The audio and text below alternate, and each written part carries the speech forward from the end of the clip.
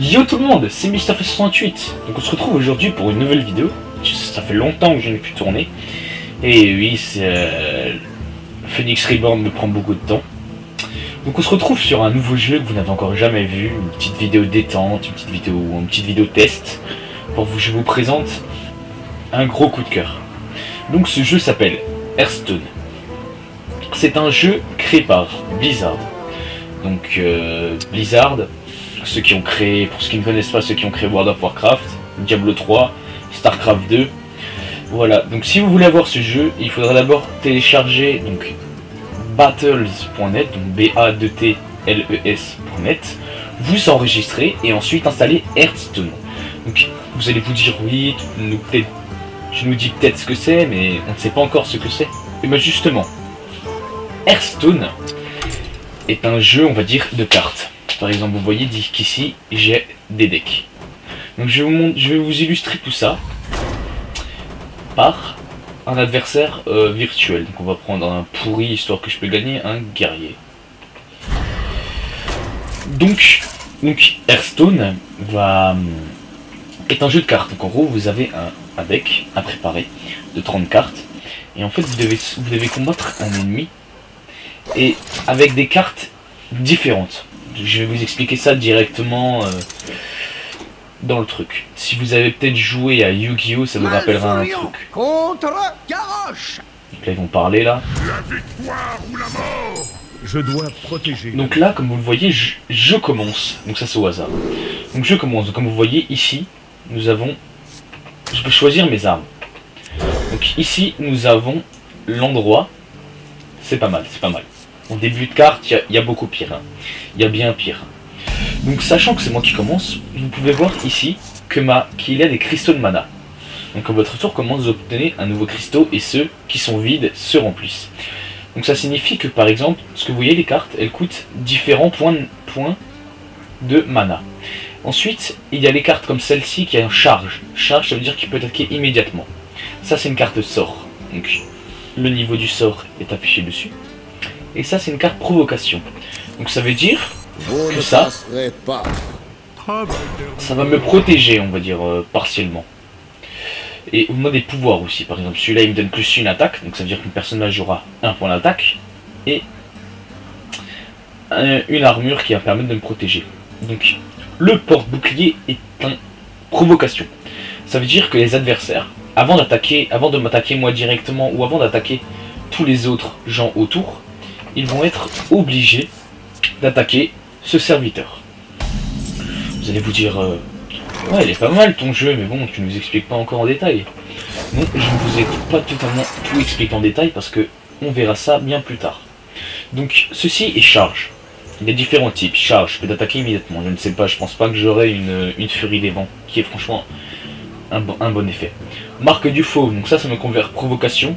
Donc ça veut dire que les adversaires vont être obligés de l'attaquer. Et plus 2 et plus 2. Donc plus 2 attaque, plus de PV. Ça c'est une provocation, donc c'est un monstre que je peux invoquer. Et ça, le cri de guerre, ça veut dire qu'à chaque fois, une fois que vous l'invoquez, il utilise son pouvoir. Donc ça veut dire que ça inflige 3 points de dégâts au héros adverse. Donc là, vu que j'ai une attaque, je vais l'attaquer avec mon point. Donc voilà. Vous allez voir, là il y a une putain de bonne hache là. Ah! Donc il m'a attaqué mon monstre, vu qu'il a 0 en attaque, ce serait peut-être une... C'est pas une mauvaise idée de sa part. Donc là par contre, je peux déjà un petit peu commencer à faire mal. Donc lui faire moins 3 déjà. Et une fois que soit vous avez 3 choses pour gagner. Donc soit le deck de l'adversaire est épuisé, soit vous lui enlevez tous ses points de vie. Donc là nous allons invoquer l'ingénieur novice qui va me filer ceci. Donc ça c'est une carte sort qui rend 8 points de vie. Et je donne provocation à lui, qui va avoir 5 et 3. Et je finis mon tour. Donc c'est un jeu vraiment intéressant, vraiment très intéressant. Je vous le conseille vivement parce que c'est vraiment un jeu Il ne s'en relève. Comme je vous l'ai dit, c'est mon coup de cœur, alors... Oh, si c'est ce que vous voulez. Donc là, par exemple, je peux soit décider de l'attaquer lui, ou soit j'attaque lui. Donc vu que je vais faire durer un petit peu le combat, je vais peut-être l'attaquer lui. Donc j'ai peut-être fait une connerie, mais comme vous voyez, j'ai des œufs de provocation en attente. Donc là, exécution, donc détruire un serviteur adverse blessé, donc ça c'est... des cartes comme ça qui sont un peu... qui rendent fou le joueur. Qu'est-ce que vous voulez? Donc là, il a invoqué une provocation. Maintien, ça veut dire que je peux plus l'attaquer directement. Merci beaucoup, c'est très gentil de ta part. Donc là, ce que je vais faire... je sais pas du tout ce que je vais faire. Alors, attendez, que je réfléchisse. Il a une provocation, je peux lui détruire sa provocation. Il faudrait une autre provocation de mon côté. On va invoquer ça, on va faire... Passez derrière moi. on va faire la sécurité. Hop. T'es détruit. Et voilà. Les Donc, portes sont ouvertes. Donc, vous voyez là, vous pouvez voir que plus vous avez de serviteurs, plus cette puissance, plus votre attaque sera puissante. Plus vous invoquerez des monstres, pas des monstres, des bêtes puissantes, si vous préférez. Donc là, par exemple, je peux invoquer ça. Non, pas ça, non merci. Et une provocation en plus. Donc ce qui me fait 2 provocations. Donc ce qui va me permettre Je vais me charger. de lui détruire. Seulement, ce que vous pensez, c'est pas comme dans Yu-Gi-Oh! Par exemple, on attaque un monstre, il n'y a rien du tout. Là, en fait, vous avez des vies, et si vous attaquez un monstre comme ça, vous prenez les dégâts du monstre que vous attaquez. C'est un jeu vraiment où j'ai passé vraiment de bons... pardon, ça c'est un monstre de malade. Où on passe vraiment de bons moments. Enfin, je passe un bon moment des fois avec mon ami. Donc Rem68, et Mathieu, s'il regarde la vidéo, ben, coucou à toi. Donc voilà, donc là je vais invoquer cette lame nuit qui va lui infliger 3. Et là je vais vous montrer à quel point les sorts peuvent être impressionnants. Donc le pouvoir héroïque, donc ça va me donner une attaque. Puis j'active ça, donc ça va me donner 4 et 3 en attaque. Donc sachant Ouais, mec! que je ne peux pas le tuer, mais que je peux l'attaquer lui. La nature. Vous voyez que là, rien dans ce combat. Dans ce combat, je l'éclate totalement parce que moi, mon deck, il est un peu plus puissant que les decks de base. Parce que les decks de base de eux, ils sont pas si puissants que ça, vous voyez. Donc voilà. Donc là, par contre, il a bien renversé la situation. Il a bien joué. Donc là, si j'invoque lui, Passez derrière moi. et si je refais ça.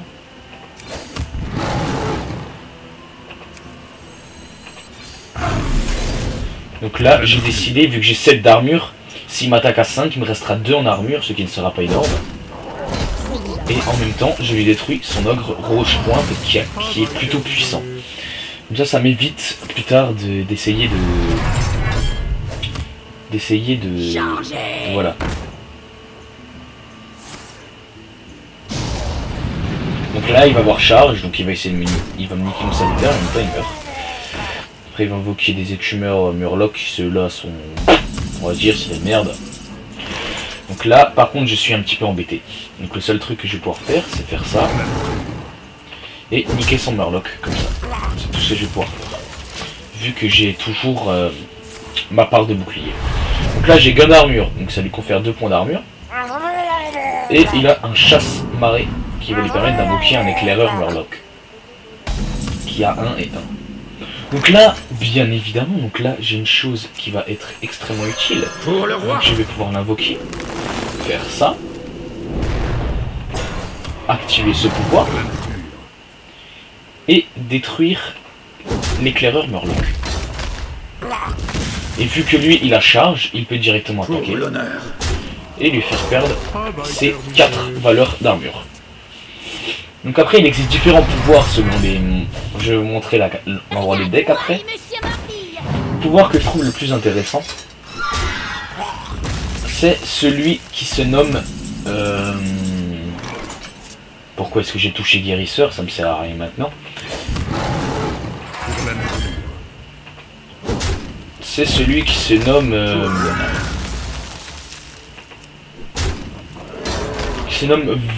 Furie des vents. Voilà, je cherchais le mot Furie des vents. Donc Furie des Vents, vous allez vous dire qu'est-ce que c'est? Et bien Furie des Vents, c'est une attaque qui permet à votre personnage, enfin au monstre que vous invoquez qui a Furie des Vents, de... Attends. C'est parfait. Nickel. Donc là, je peux utiliser encore ça.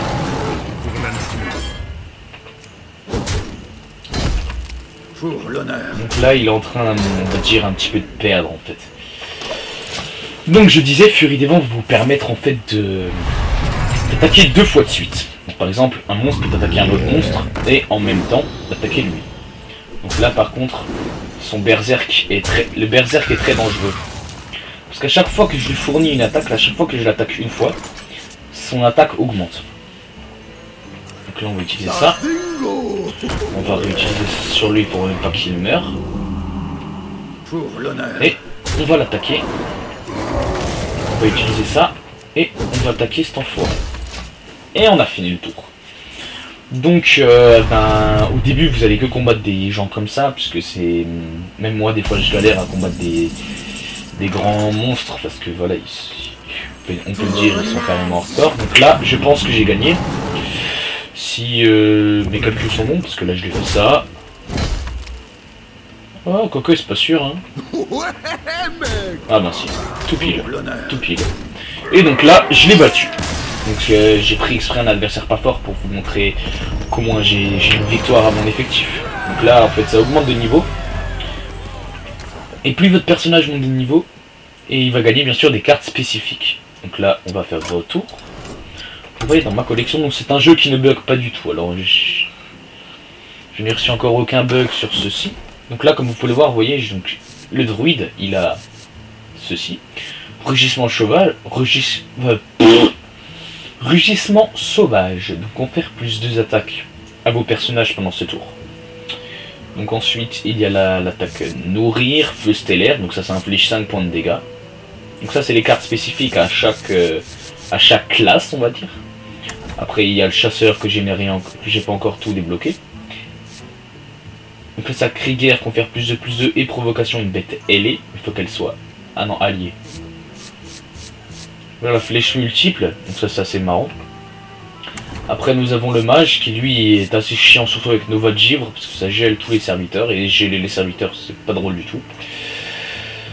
Ensuite, nous avons le paladin. Donc ça, c'est ma classe par excellence. Donc ça, c'est ma classe que j'utilise pratiquement tout le temps. Mon deck avec qui je gagne beaucoup. Donc, le deck paladin, on peut dire... son grand avantage, c'est qu'il possède aussi création. Je sais pas du tout ce que c'est. On va tester après. Donc, Paladin, c'est un deck qui va vous permettre le pouvoir divin déjà. Va vous permettre en fait d'invoquer de nouveaux serviteurs. Et il a des attaques plutôt puissantes. Donc celle-là confère plus 3 attaques. L'attaque d'un serviteur passe à 1. Donc ça c'est pour contre un ennemi. Bouclier divin, ça va vous permettre en fait la première. Voilà. Première fois qu'un serviteur protégé subit des dégâts, il les ignore. Lumière sacrée qui rend les 6 points de vie, qui est plutôt utile. Championne au vrai argent, donc celle-là, elle a 4 en attaque, mais elle a 2 de durabilité, ça veut dire qu'au bout des attaques, elle disparaît. Mais à chaque fois que j'attaque, ça me rend 2 PV. Ensuite, bénédiction des rois que j'ai eu il y a pas longtemps, donc ça confère un serviteur plus 4 en attaque et plus 4 en PV, ce qui est plutôt extrêmement puissant. Consécration, donc ça inflige 2 points de dégâts à tous les adversaires, donc ça c'est pas mal aussi. Après, la classe prêtre, que je n'ai pas encore utilisée, mais qui a l'air pas mal. Vu que le châtiment sacré, ça inflige 2 points de dégâts. Ça change l'attaque pour que c'est égal à ses PV. Ça confère plus de PV à un serviteur. En plus, on pioche une carte. Piocher des cartes, c'est très important. Ça inflige 5 points au héros adverse, donc ça fait gravement mal. Détruit un serviteur avec 3 attaques ou moins et donne plus 3 PV à un serviteur allié. Donc il faut savoir que... chaque spécificité, et le pire c'est celui-là. Celui-là je crois que c'est la classe que j'adore et en même temps que je déteste. Je déteste tomber contre, parce qu'en fait, cette attaque est l'attaque de bourrin, mais vraiment de bourrin par excellence. Donc déjà il y a ça. Donc de 0 inflige 2 points de dégâts à un serviteur indemne. Ça veut dire qu'un par exemple vous avez un serviteur à 2, vous venez d'invoquer, il utilise ça, il le détruit. Inflige 3 points de dégâts au héros adverse, donc ça confère plus 2 d'attaque à votre arme, avec celle-là ça vous fait du 5. Renvoie un serviteur adverse dans la main de son propriétaire. Par exemple, vous venez d'invoquer un serviteur à 5, disons. Et là, vous pouvez le renvoyer dans la main de son propriétaire. Après, avec celui-là, j'ai réussi à gagner une fois. c'est en fait, par exemple, vous infligez 2 points de dégâts, et à la fin du tour, au lieu d'être détruit, elle revient de votre main. L'âme d'assassin, ça va vous permettre en fait d'augmenter une attaque pour que votre soldat puisse attaquer, et le pire, assassiner, qui permet de tuer un adversaire ennemi. Ensuite, il y a le chaman. Le chaman qui est plutôt pas mal aussi. Donc rend tous ses points de vie à un serviteur et lui confère provocation, donc ça c'est franchement pas mal. Confère à un personnage ennemi plus 3 attaques, inflige un point de dégâts à un personnage et le gel, donc quand il le gèle, le personnage ne peut plus bouger.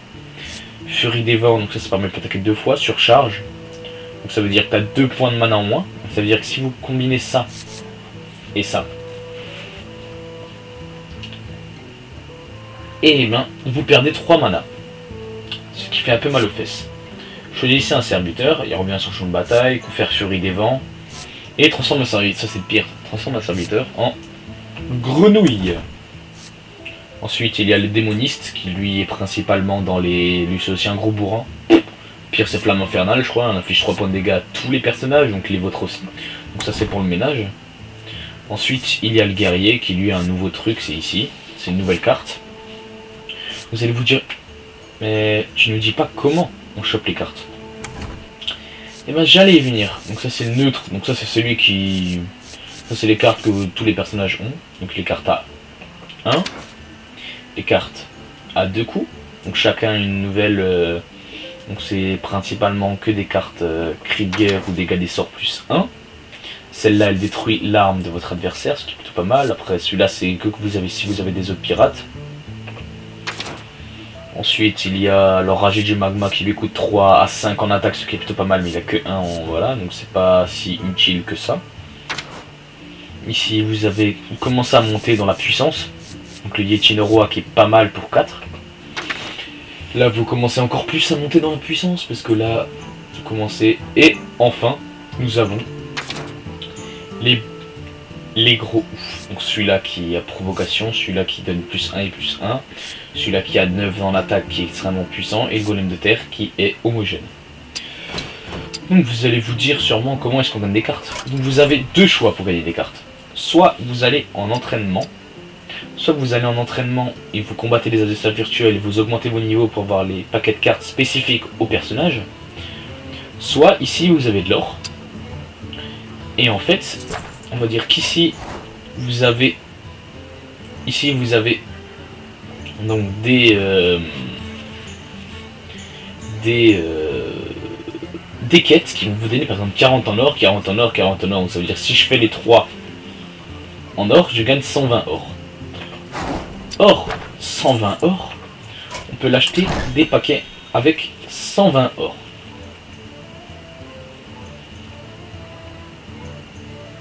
Si vous achetez des paquets de cartes ou une admission à l'arène pendant la bêta de Hearthstone avec de l'argent réel, vous ferez la carte Tori Kelvin Mécanivel pour vous avoir aidé à tester la boutique. Veuillez noter que vous n'en recevrez qu'un exemplaire et cela uniquement lors de votre premier achat. Donc, par exemple, vous pouvez acheter des paquets pour 2,69€, pour 8€, pour 17€ ou encore pour 45€ pour ceux qui sont vraiment ouf.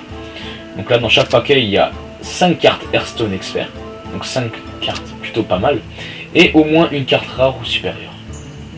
Donc c'est comme ça que vous obtiendrez des cartes, par exemple dorées, qui sont des cartes hyper rares, et des cartes un peu moins rares. Donc voilà, donc ça va être une petite vidéo, donc je pense que ça va durer 10-20 minutes à peu près. Donc on va finir là-dessus, vu que je vous ai montré un peu les spécificités de ce jeu. Et si vous voulez connaître un peu plus les techniques de ce jeu, essayez-le vous-même, il est gratuit. Donc pour ceux qui veulent l'avoir, je le répète, donc vous allez télécharger Battles, BADTLES.net. Vous créez un compte avec une adresse mail, voilà, c'est vite fait, vous voyez. Et ensuite, vous téléchargez Hearthstone sur le site officiel de... Voilà. Donc une fois que vous avez téléchargé Hearthstone, vous le lancez, et puis il est gratuit, c'est une bêta, il est gratuit, donc voilà, vous aurez un petit didacticiel, donc 5 combats qui vont vous apprendre un peu les bases. Même si je vous les ai déjà apprises maintenant. Ce sera toujours ça, de fait. Aussi, à noter que le prochain let's play sur Pokémon Gem, je le ferai peut-être en facecam. Oui, en face comme Atari, oui, c'est un truc de fou, non? Donc voilà, donc un petit épisode de... Je pense que je vais en faire un là juste après, un petit épisode de 10 minutes. Comme ça, je l'aurai. Comme ça, je pourrai le poster un peu plus tard. Et à noter aussi qu'avec Darkose, si vous l'avez sur la chaîne de Darkose Return ou Phoenix Reborn, on va lancer un nouveau concept qui s'appelle The Pocket Monster. Donc Pocket Monster, c'est une émission sur les Pokémon, donc vous irez voir la vidéo vous-même. C'est une vidéo sur les Pokémon où nous expliquons un peu les spécificités du jeu. Donc voilà, donc c'est tout pour aujourd'hui. Ça se dit ça? Ouais. Donc j'espère que cette vidéo vous aura plu, j'espère que voilà que ça a été concluant pour vous. Donc si vous voulez télécharger le jeu, ben vous repassez en boucle le truc, sinon je mettrai les liens dans la description. Ou alors vous me demandez tout simplement par message, vu que je réponds à tous les commentaires. Donc voilà, donc on se dit à bientôt les amis, à la prochaine. Donc abonnez-vous à ma chaîne MrFest68, à la chaîne Darkose Return ou Phoenix Reborn. Si vous voulez plus m'entendre, allez plus sur Phoenix Reborn, parce que en ce moment les épisodes de PokéMMO, je dois encore en poster un, je vais en poster un ce soir, donc si vous voulez m'entendre, vous êtes fan de moi, je pense pas. Donc voilà. Donc on se dit à la prochaine. Ciao tout le monde, portez-vous bien, et puis ben c'est tout, je n'ai rien d'autre à redire. Allez hop, ciao tout le monde.